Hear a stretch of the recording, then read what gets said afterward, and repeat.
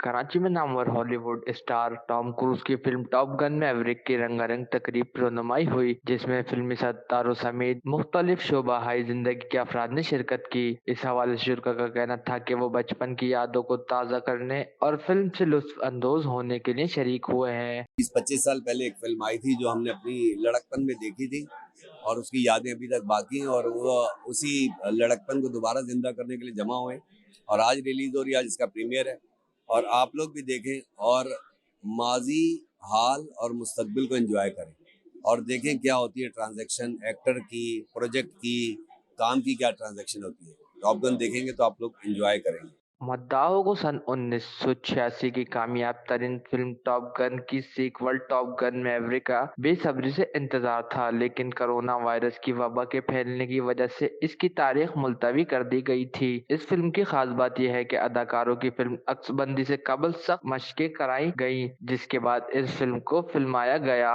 ये कहानी एक पायलट की है, जिसमें इसकी जिंदगी में आने वाले उतार चढ़ाव फिल्म को मजीद दिलचस्प बना दिया है।